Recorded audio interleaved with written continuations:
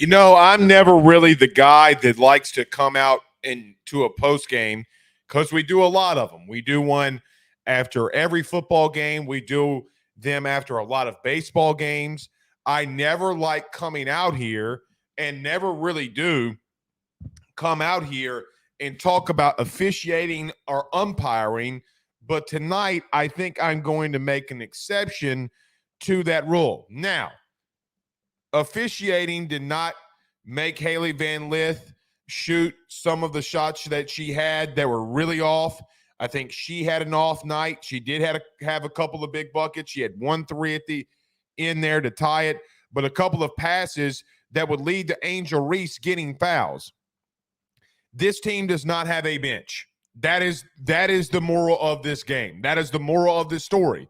We can moan, groan, all we want in reference to the officiating. Again, we're going to lead off with that tonight because it was pure ass. But you don't have a bench that can spell some of these girls in crunch time in a game like this. You just don't. Now, you can't make silly fouls. Two of the fouls that I think that Angel Reese had were complete and utter horse manure. Okay? The one there at the end, she just got to let the girl from South Carolina go. She's got to let that bucket happen. As soon as she went out, I tweeted, well, I don't know how else to say it, because when she was out of the game, you did not look great. And in the second half, or mainly I probably should say the fourth quarter, you got outscored 24-14. Don't have anybody that can come and give you points off of the bench. Meanwhile, for South Carolina, they had two girls. One gives you 6, and Fagan and Fawali gave you 8. And not only did she give you 8, both of those girls off the bench gave you 4 rebounds. Now, Pow did not have a great night. Didn't really matter. She did hit 2 big threes. She went 4 from 12 from the floor, only had 12 points. But both teams, all 5 starters were in double digits. Where they beat you is that they can get 6 points off of the bench. And I think Michaela Williams is going to be a legacy player here without question. But she's 1 from 10 from 3. Look, I love Kim. Not going to second guess her. She knows way more basketball than I do. You don't really want to tell Michaela Williams to stop shooting. She hits a crucial 3 there at the end of the game, and she kind of separated it a little bit. But at what point do you start drawing her getting closer to the basket? Because to get her going in the second half, Kim draws up a play to get her on the block. She hits a beautiful little fadeaway, bang, and she's back in business. That crucial decisions that were made that did not pan out for LSU, but they led pretty much through all 3 quarters. PMAC was rocking, and good on all of you who were there and are watching it either live, walking to your car, or you're watching it on the replay. The PMAC was electric tonight, just unable to get the win. Not the end of the season, though. Not the end of the season. You know what this tells me, too? You can play with them. You 100% can play with South Carolina. And you're going to be probably or close to or be on the heels of potentially getting to that Final Four again. But if you cannot find a bench, it doesn't matter. It does not matter. I thought Del Rosario played tough. Guys, she got 2 points tonight. Poa, who quite honestly did not make right decisions. She only had 1 turnover, should have had more. She does not play a good game. Rosario, does get 3 crucial blocks, but she's 1 from 3 from the floor. She can't get a shot up. I know that she's a freshman, and I know it's tough for me to come out here and say that, but look, when you have games like this, you have to – it is the very fine line, the very minute details that either pretty much gives you the ability to be able to beat the number one team on your home court. You got to be good in so many different areas to beat a team like that. And quite honestly, I thought Dawn said it at halftime, and I was like, man, I think she sees something. She just kept feeding and feeding and feeding down on the block, trying to make Angel to make wrong decisions. Now, I thought Angel Reese played fantastic tonight. She was 7 for 15 from the floor, not her best night offensively, still had 15 points, but she looked really good on the board. She had 3 crucial offensive rebounds, one of them getting out to Haley Van Lith for a 3. Bang. So she's got to be better at not fouling or not getting those stupid penalties. Some of those aren't on her, but we've talked a lot about the ladies tonight and things that they got to clean up, and I don't know how you find a bench this far into the season. I don't think that you can. Maybe you try to find a freshman that can give you some minutes. I just don't know.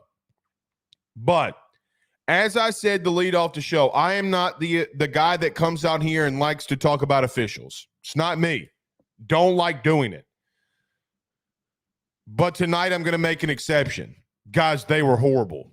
I mean, I don't think they're the sole reason you lost. They're not the sole reason you lost. You miss really good open shots that you got to hit more of. We've talked about all of that. But I do start to question, and this isn't just really a women's basketball thing. It's not just a men's basketball thing. Hell, it quite honestly is an SEC thing.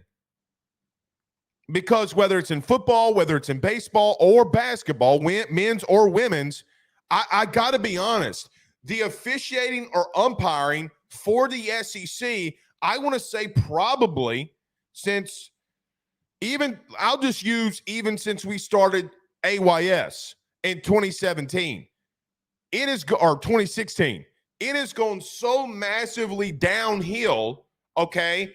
It's gotten worse every year. Now, it's not massive, it's not huge, but like, for example, how is it not targeting on Jane Daniels when you played Alabama a couple of months ago?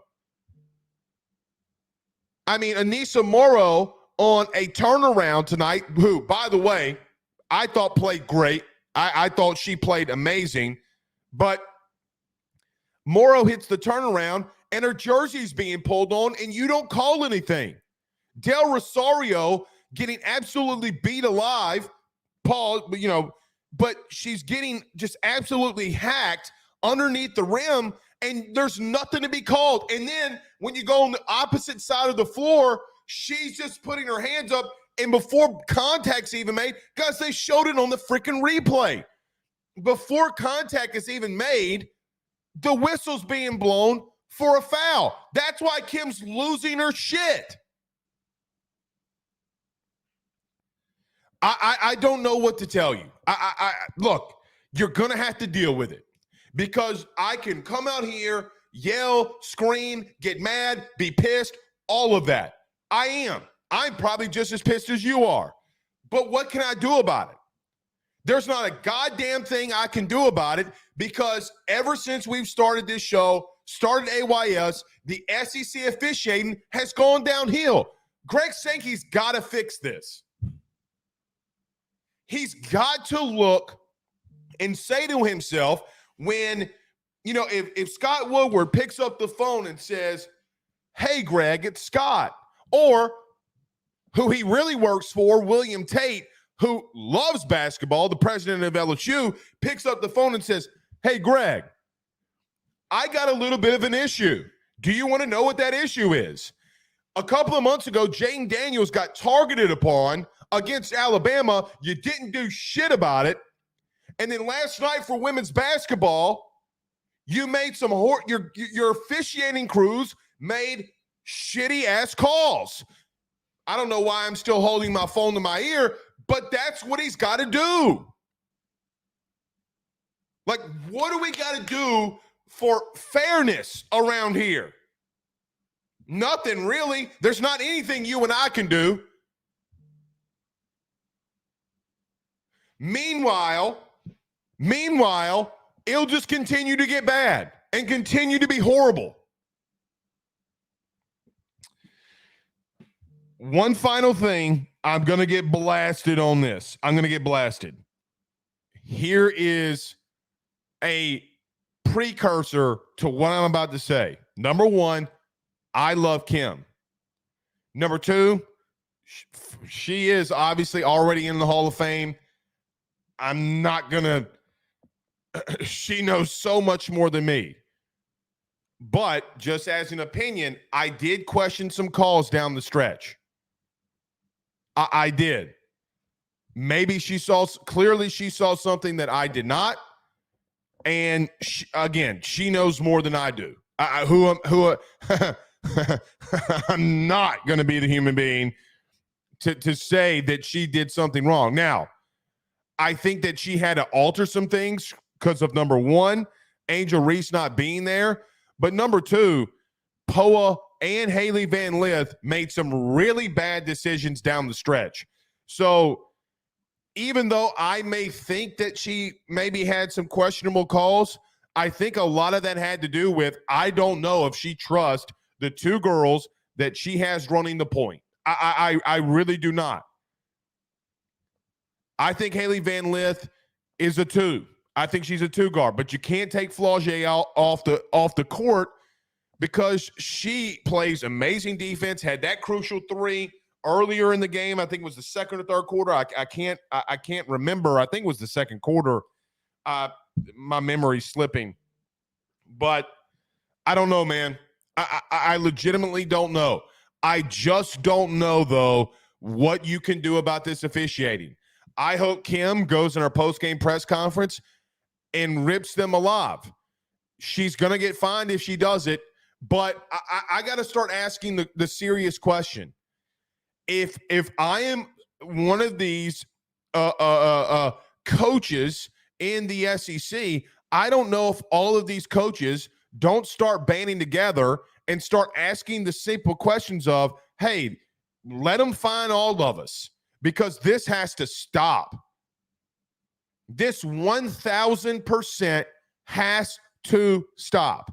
Again, I am never the guy. A lot of you have been watching this show for a long time. Hell, we're 861 episodes in. You know I don't like coming out here and doing this. But tonight was one of the worst called games I think I've ever seen. Okay. Everybody do us a favor by hitting the like and share. Share to all those social media groups. If you're on Facebook, do us a favor. Hit that like button. Hit the share. Share those groups, your own social media pages. If you're watching us on YouTube, just go to over 7K in subscribers. So much content coming up on the YouTube channel. Like, subscribe, and notification bell wherever you're listening to podcast. Rate, review, and subscribe. Cortland Jacobs says, what the F was that officiating? I don't know. Cortland, like, I don't know. I really don't. Like,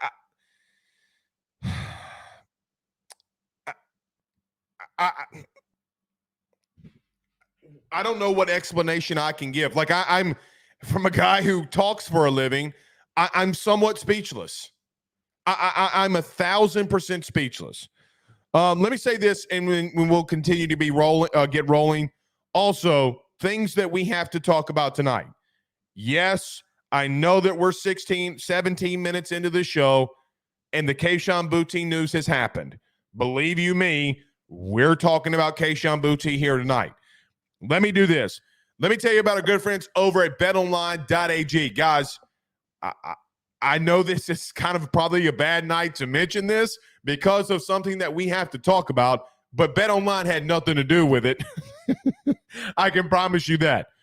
Go over to betonline.ag, bring out your phone, use their you go to their website, BetOnline. You can use the promo code BELIEVE50. That's BELIEVE50, BLEAV 50 to receive a 50% off welcome bonus on your first deposit. That's betonline.ag, where the action happens. Let's get to a couple more of these things as well, or in some of your questions and thoughts. You can, if you do want your comment read for 100% certainty, you know the drill. If you're on YouTube, send in a super chat. We will get to your question there. Cedric Ross says Haley made some very crucial mistakes. I thought she did too. I 100% thought she did too.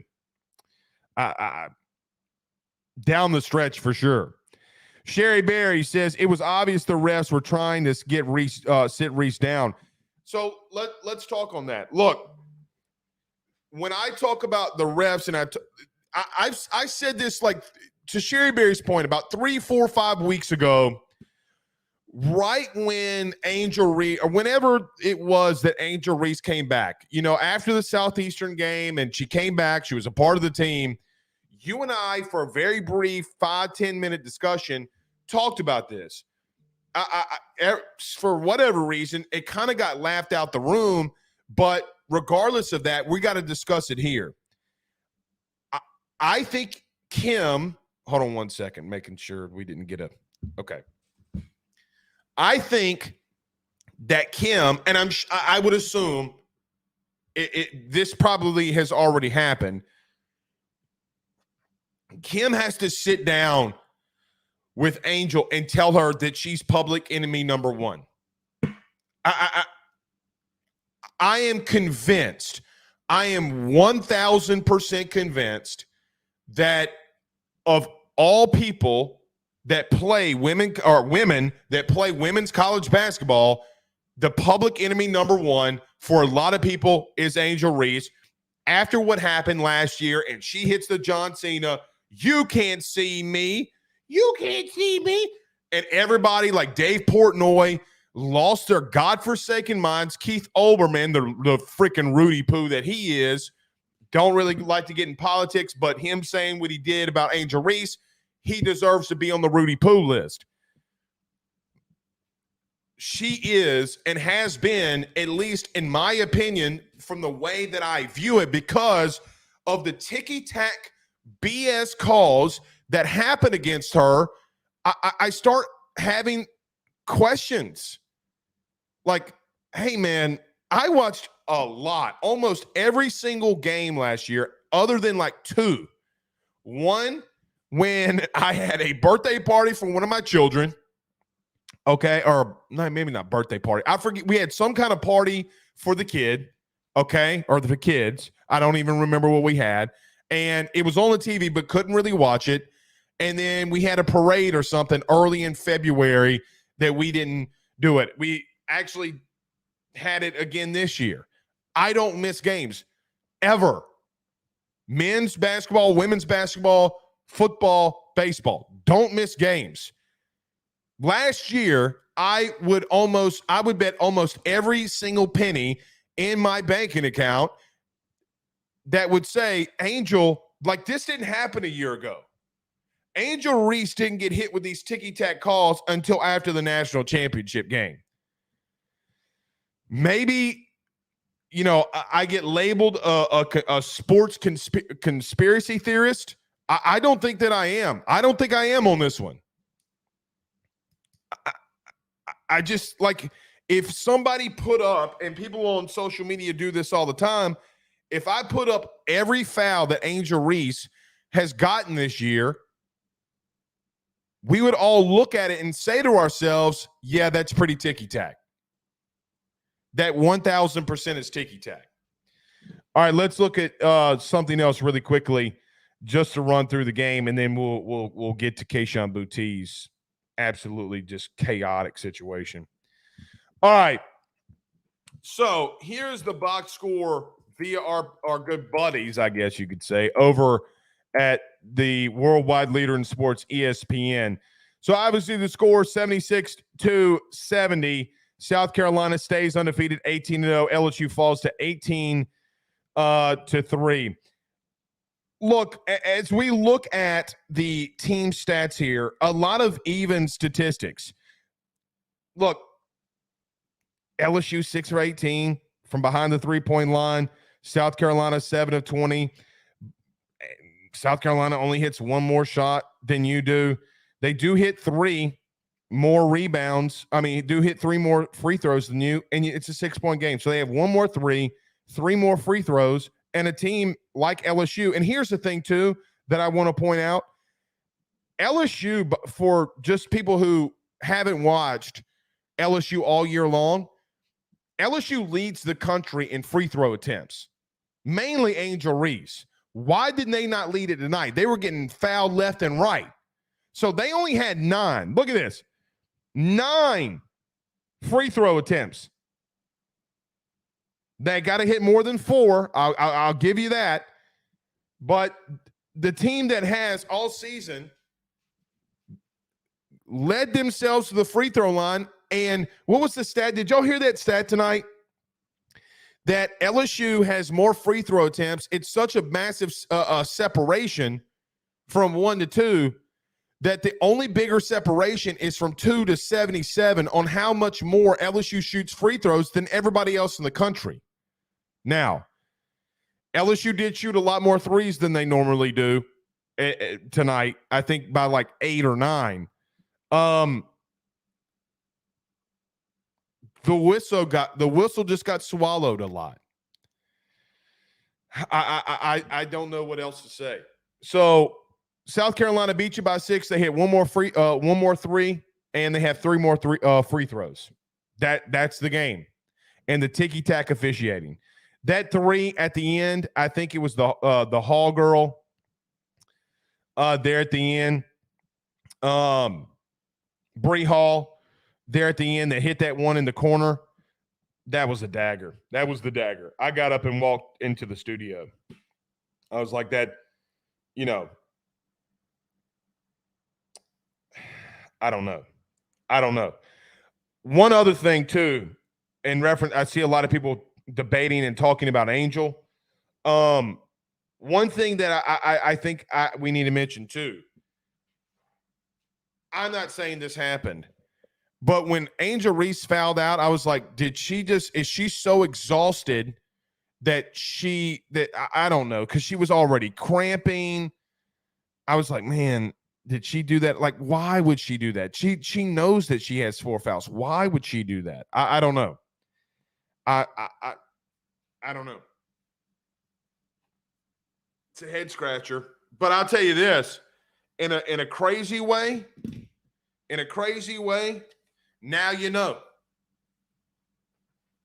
Now you know. I mean, she is the heartbeat of this team, without question. She is the heart and soul. One thing that will get lost in this, Anissa Morrow led LSU in points tonight with 16. She also had a double-double. She had 10 rebounds, 8 on the defensive end. Dude, she was a monster.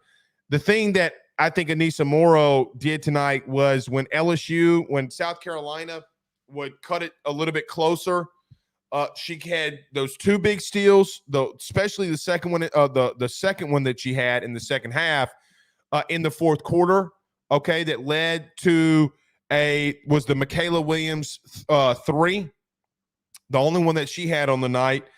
And then she had 2 big blocks. What goes unnoticed, she was 7 of 11 tonight with 16 points.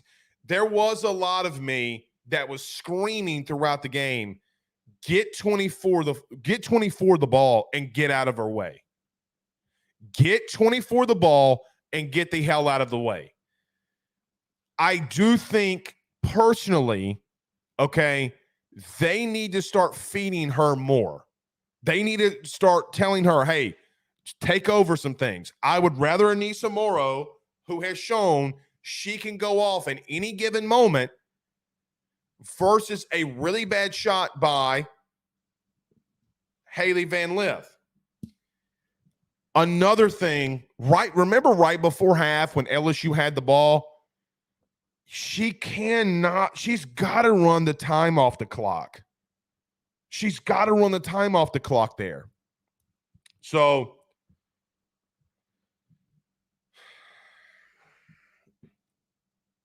because here's another thing. South Carolina came down the court and hit a 3. It is those fine moments in sports. Those when you make a mistake and the other team capitalizes on them, that's what gets you beat. That is what makes teams like South Carolina undefeated and the number one team in the country and why you have 3 losses. I do think that I see this team starting to work better together. You had 2 crucial pieces from the portal. I just don't know what Kim's going to do here. I don't know, because I don't think that they're a deep enough team. I don't think their bench is deep enough. And that really stinks. That really, really stinks. Because if they had just somebody that can come off the bench and give them 8 points, this is a completely different game. But they don't. And they're only playing 7 people. And I really believe that Kim, I don't know how much Del Rosario would have played tonight if Angel Reese wasn't in foul trouble. She would not have seen the minutes that she would have seen. Poa would have been the only one that probably saw significant minutes off the bench. Nobody else on that bench is giving him anything. And I look at South Carolina and the minutes that those girls played. I mean, for example, Tessa Johnson, she only had 1 shot attempt. Didn't mean nothing, but she gets off 7 crucial minutes in the game. She eats up 7 crucial minutes for where Bree Hall and others can take a little bit of a rest. All right. On to the next one. But if you're Kim, do you call, pull, and say, what you doing? I mean, look, I don't think, personally, I don't know if Kim would say that she has a bench problem. Well, Kim, you do have, she's got a bench problem. Do you call Qatari Poole and say what's up? See what's up? Do you have that long conversation? I don't know. I mean, I don't know what I don't know. She kicked out of school. She's still on campus. What's her status? I mean, I will be real, guys. I do not know. I have no idea. I know, but Poole has some edge. Now, if it hurts the chemistry of your team, then no. Then no. I don't know the issue. I see the comments. Guys, I have no idea what her issue is. Curry says you lost Samaya Smith. That's a big deal. It's a massive deal. He's right here. And Poole, there's your bench. I 100% agree. 1,000% agree. Kat Clark says the rumor is she got. I'm not going to read rumors. I'm not going to read rumors. Well, the last time I did read rumors on the show, some of them came to be true for Kayshon Boutte. Bet. Let's get it done. Johnny. I see you in there, Mr. Johnny. I'm not reading that. David says, I call Poole back, but we also don't know what happened. Yeah, we don't know what happened. And if it, I don't know. Lindsey Williams says, Michaela Williams has to know to class the game out with the mid-range. That's one thing we talked about, not specifically that, but at what point do you start changing some things up in reference to, I mean, she's 1 from 10 from behind the 3-point line. I mean, is she 1 for 8, or you just continue to tell her to shoot? I mean, I did think when Angel went out that she had the chance to do something spectacular, but she took another 3. She missed. She tries to get in the paint. She gets denied. They don't really draw anything up for her to get her a good shot. So with that being said, I mean, I thought she had the opportunity. She did not capitalize on the opportunity, but I'm not worried about, if there's one person on this team I am not worried about, it is Michaela Williams. Freshmen will have freshman moments sometimes. So I am not worried about Michaela Williams. I think that she grows from this. I mean, she's so young in her tenure. I'm not, you know, I can't get on her for that. James Wade says everyone else standing and watching her a freshman. It's true, but it's what she's gonna be called to do. Todd Davis says, what was HBL's dad doing running up and down the steps after she scored? Well, she hit a big three and tied it up. And, look, y'all on Haley Van Lith tonight. Big time, bro. I am too a little. Look, man, when you have kids and they struggle and they're hurt and then they come back and they hit a game-tying three, no, guys, I'm just going to tell you. Like, look, dude, when I get the emotion. Sometimes you got to reel it in. I get it. But yeah. Okay. Let's get to it. Good game. Just did not go your way. Did not go your way. Let me do this because we do have some other things that we got to talk about. LSU will just have to bounce back. They'll have to bounce back. Okay. Let me take a very quick break. Rebound, pun intended here.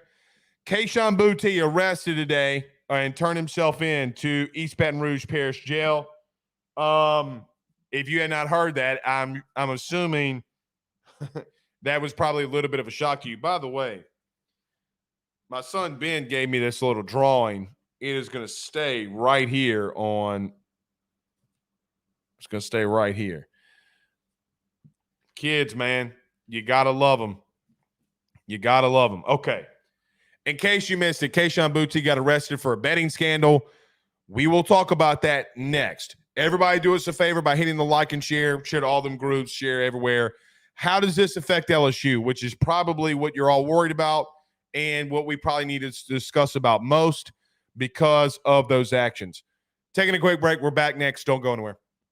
Guys, you might know my good friend Carol Falls and all the great service that he provides over at State Farm. He is your good neighbor after all. But did you know State Farm has surprisingly great rates as well? Along with the great neighbor service, State Farm agent Carol Falls has surprisingly great rates for everyone inside the state of Louisiana. So call him today at 985-395-4300, 985-395-4300 for all of those surprisingly great rates on auto, home, and life insurance needs. Like a good neighbor, State Farm is there, and individual premiums will vary by customer. All applicants subject to the State Farm underwriting requirements. BetOnline is the fastest and easiest way for you to wager on all of your favorite sports, contests, events with the first-to-market odds and lines. Find reviews for all the news for each league, including Major League Baseball, NFL, NBA, NHL, combat sports, college sports, esports, and even golf. BetOnline continues to be the top online resource for all of your sports information for live in-game betting, props, and futures. Head on over to BetOnline today and use your mobile device to join and make your first sports bet. Use our promo code BELIEVE50, that's BELIEVE50, BLEAV 50, to receive your 50% off welcome bonus on your first deposit. That's betonline.ag, betonline.ag. By the Drake Williams Law Firm, drakewilliamslawfirm.com. Whether you've been injured in an accident, you're preparing for a future with your estate planning, you're getting ready to close in on a real estate deal, or you're about to welcome a new addition through adoption into your family, or you're facing criminal charges, you need very experienced attorneys, and that is what the Drake Williams Law Firm will be able to do for you in navigating the legal system. The door to their cozy office in historic downtown Ponchatoula has been open since 1981. They have helped thousands and thousands of Louisiana families and individuals win cases, close on real estate deals, and regain that peace of mind. Their lawyers over at the Drake Williams Law Firm, Ernie Drake III, Ryan J. Williams, and Summer Vignair, are very determined, compassionate, and dedicated to their craft. It's the Drake Williams Law Firm, drakewilliamslawfirm.com. Give them a call today at 985-386-7600, Tell him your good friend Blake Ruffino at AYS sent you on by. We're back. Kayshon Boutte isn't. So look, probably too soon. Probably shouldn't have said that. Okay. So today, former LSU wide receiver Kayshon Boutte turned himself in and was arrested in East Baton Rouge Parish after an alleged betting scandal. Now, let's start off with this. Everything and everybody at any given moment is given due process. Said the same thing when Sharon Lewis said that LSU, and you know it by now what Sharon Lewis did, all the stuff that she did and she said that happened at LSU that, by the way, not only got thrown out in federal court or state court, but federal court as well. But this is a little bit serious, in my opinion, for LSU, or could be. So I'm going to read this. It's a little bit lengthy, but stay with me just in case, and we'll do this to give context, just in case people have not heard or read what has happened. But Kayshon Boutte allegedly created a name of a fictitious female, Kayla Fortenberry, to create an online gaming account with FanDuel. He also used his mother's credit card to fund the account that you use on FanDuel where you can place bets. Some of you aren't really into gambling. You don't know how it works. Basically, you create an account. You got to give social security number and all this other kind of stuff for you to qualify to use the app. You have to give your birthday, and sometimes I think you got to even give ID. I don't even remember how you log in, but I know that you got to give your social security number, and you have to give a credit card, or not even a credit card. You do got to give that too, but an ID of some sort. And mainly because for tax purposes, that's why you have to do it. And you have to do it to see if you're just legal and you're able to do it. First off, with what I just read, shame on his mom for allowing that to happen. That's one thing that we'll talk about too. Maybe she didn't know. Maybe she did know. I don't know. But she had to have known when it was going on her credit card.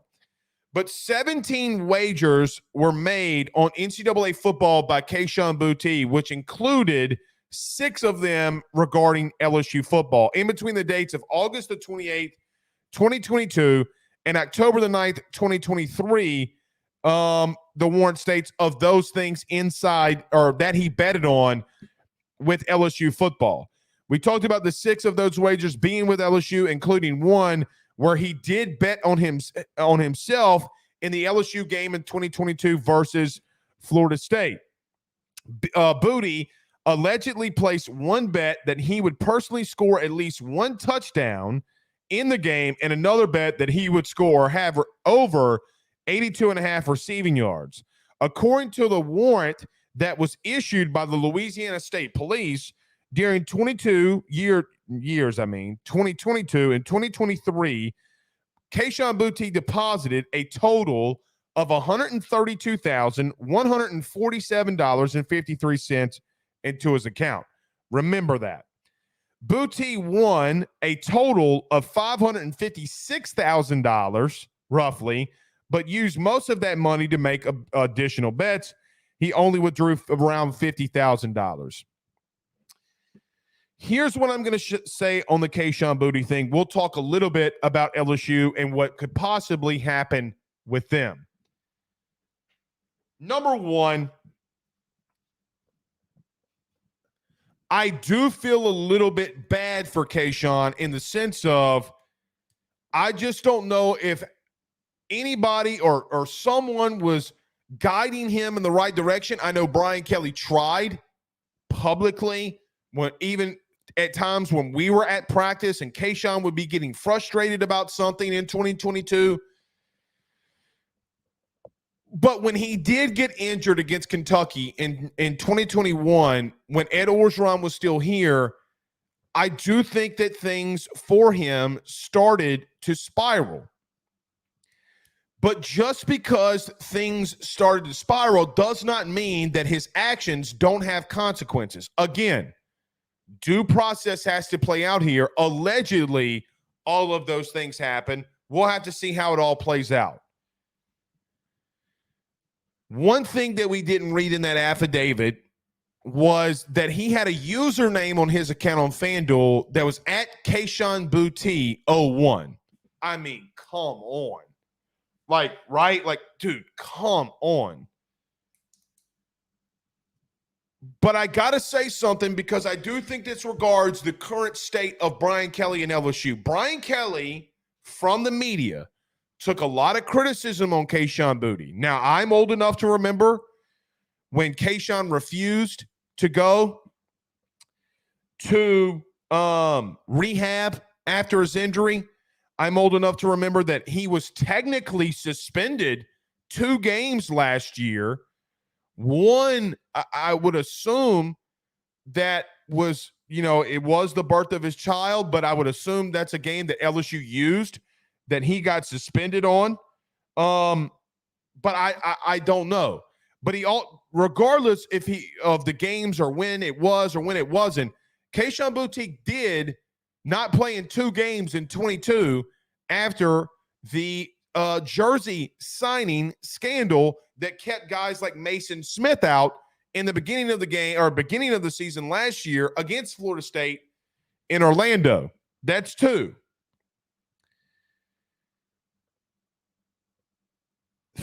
Not really necessarily threatening, but I was at the press conference that when Kayshon said that, yeah, he had talked to Alabama or had thought about going to Alabama and transferring when Brian Kelly came in.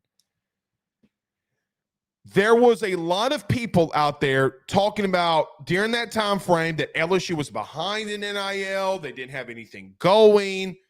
Kayshon Boutte's on his, already got a foot out the door. He's leaving. And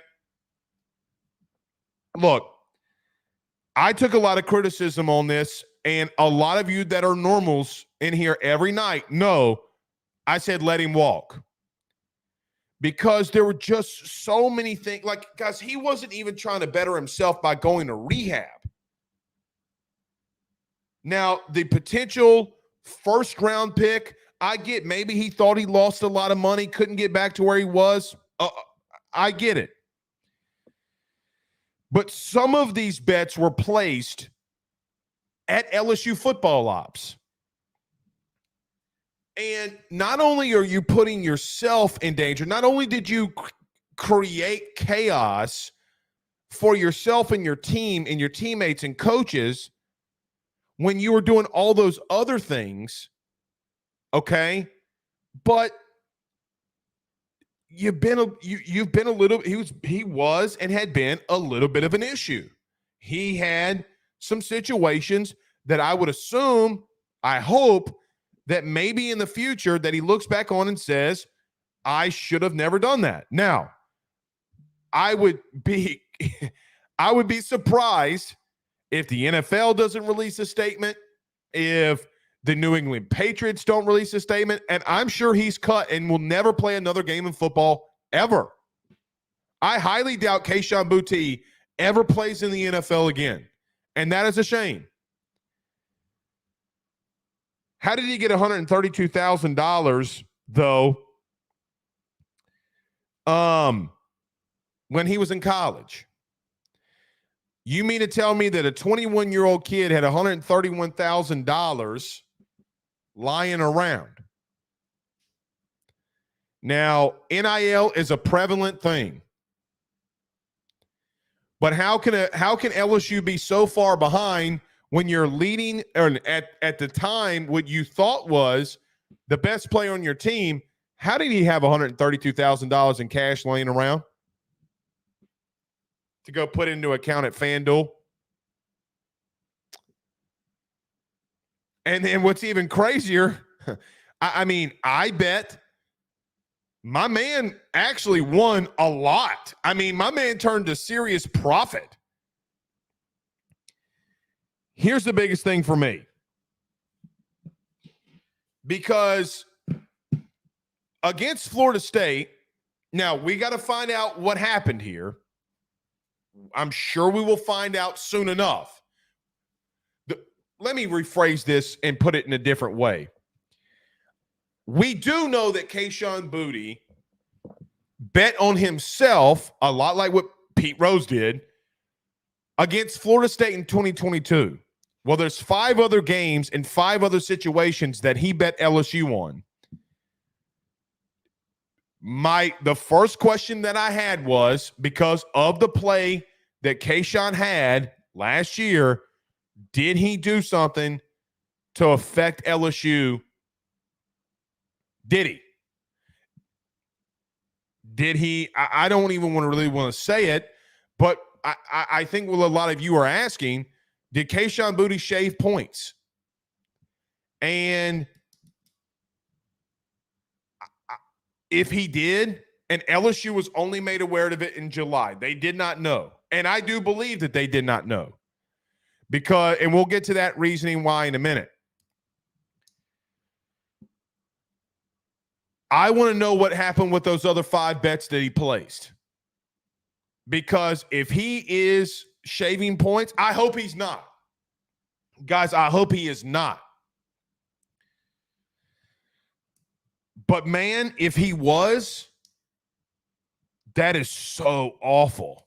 Like that is so awful. Here's another thing. Because this is in the affidavit. This is in the warrant, okay? In the warrant, and I'm just reading what's in the warrant, okay? This is not Blake Ruffino reporting. He used an account that said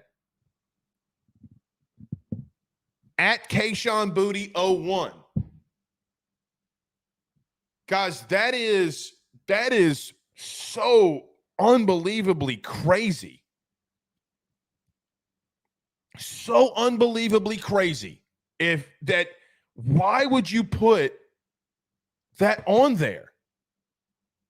You really don't think that FanDuel, who has a bet on you, when there's an at Kayshon Boutte, is not going to ping where you're making bets from and follow that closely? That is how they make money.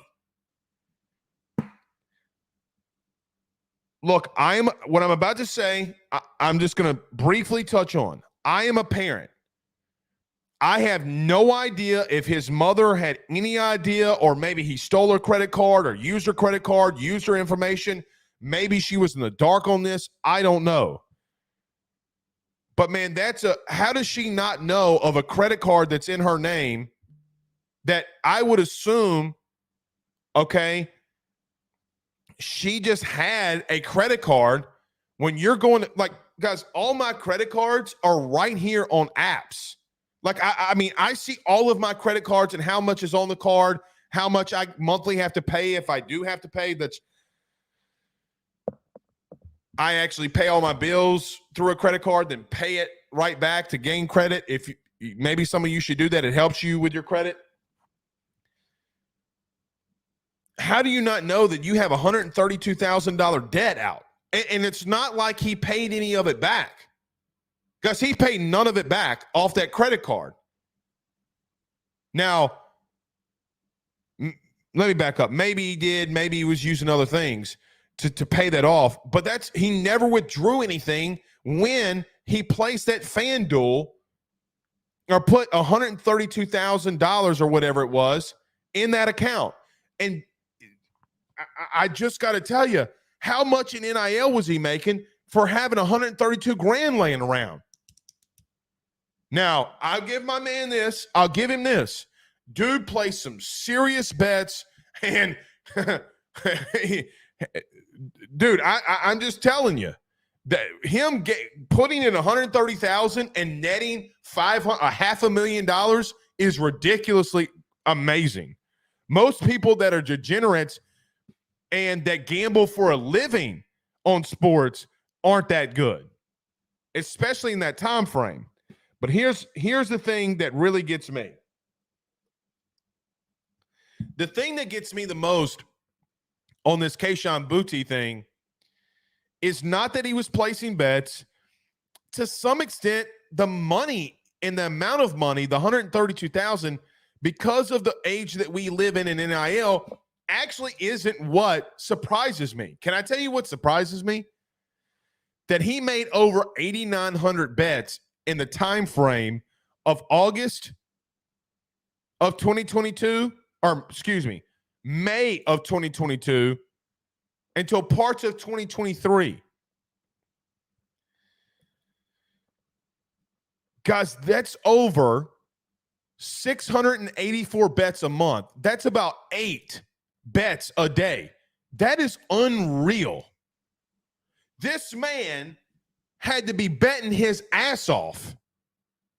Like, he had to be betting on everything. And by the way that he was winning, he was doing something right. I mean, he won a lot of money. But 8,900, guys, 684 bets a month is ridiculous. It is utterly ridiculous. How does this affect LSU? I don't, guys, I honestly don't know. I really don't. I would assume that LSU is the NCAA will notify LSU.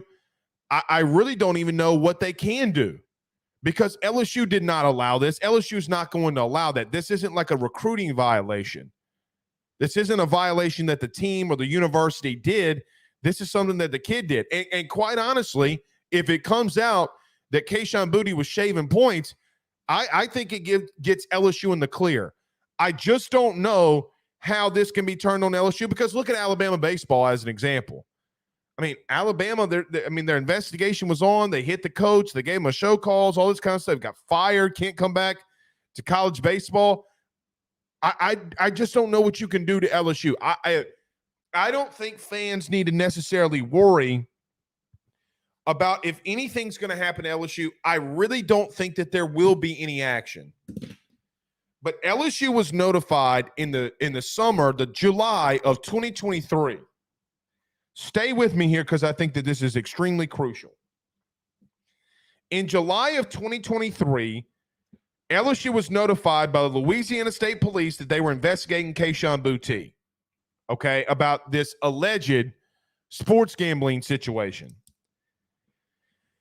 I went back and checked today. In August, Brian Kelly did a press conference where he said that he was going to be giving a weekly injury report. Now, a lot of people thought that he was going to be giving an injury report because you had players at Iowa and Iowa State that got popped for doing the same exact thing that Kayshon Boutte did, just not at the level that he was doing it. And everybody thought, oh, well, Brian Kelly saying that he's going to give an injury report every week because of sports gambling and because of everything that's going on in the sports betting world, he just wanted full transparency. What it looks like now is that that's not the case. What it looks like now is like, no, we're going to give transparency, as much transparency as we can, because the kid that gave me the most headaches when I got here to LSU, which let's call it what it is, Kayshon Boutte gave Brian Kelly more headaches than anybody so far in his tenure at LSU, that he's still having to deal with this.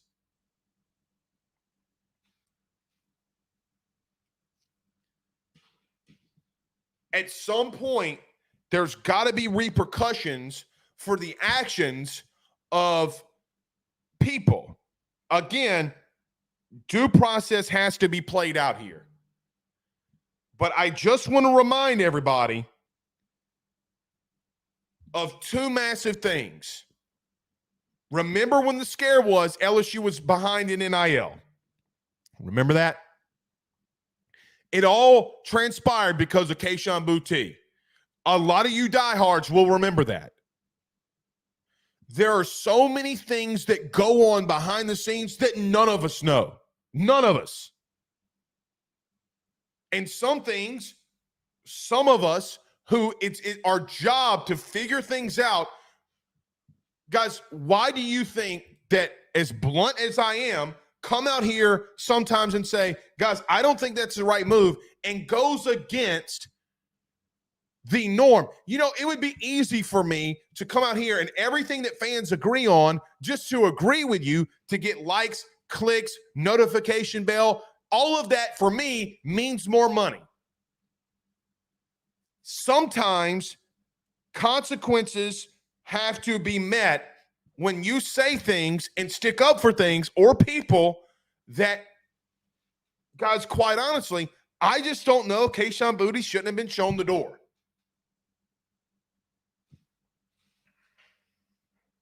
$8,900 bets. But number two, he's going to have his day in court. But guys, I don't know. I just don't know how he gets out of this. Like, I have no idea. I have no clue. This is going to, and regardless, let me tell you what you're about to face now as an LSU fan too. You're going to have people talking about this shit for a long time because he did it. Now, okay. I know a lot of you will have the question too, in reference to with him gambling as much as he was, did he, do he do it with any other teammates or whatever? We'll have to wait and see. But I don't think that he did, because Louisiana State Police said that they investigated that, and at the current moment that nobody else on the team, to their knowledge, had been placing any bets with Kayshon Boutte. Investigations continue to go on after arrests are made. I'm assuming they talked to Kayshon Boutte. I was told today that through his agent that he agreed to turn himself in if he could post bond right after, which was a $6,000 bond, and he did. I want to say another thing too.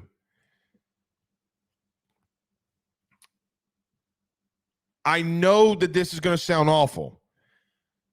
He was gambling, which does affect a lot of people. If you, like, for example, if you bet on it, and especially if it comes out that he shaved points. But it is not as if that he was doing something to physically harm somebody. There are levels in crimes, and there are levels. Guys, this is his white collar. Maybe it's not white collar, but this isn't a physical heinous crime. I don't know if it, guys, I don't know if he doesn't face jail time, or I don't think that he will. I really don't. Maybe he does. I don't know. I don't know the statutes on all of these things. Does he plead? Does he give a plea deal to get probation, give money to community service? But this is a big deal. It's a bad thing. It's a bad thing.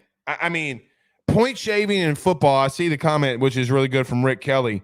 He says, point shaving is more likely to occur on basketball than football. That's true. But guys, you saw him. He did not play up to even the standard that I think that he thought he could play.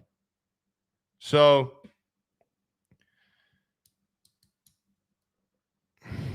I don't know. Okay.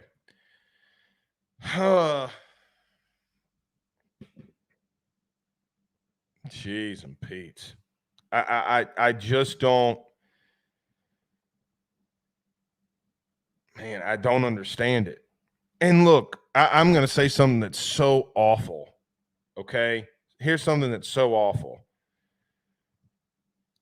why not have a fall guy?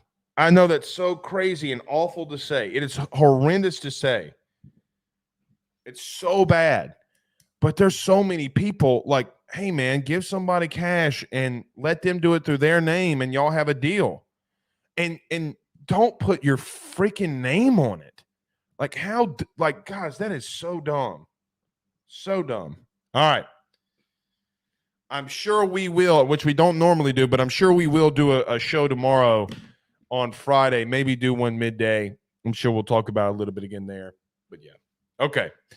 We'll see you guys tomorrow.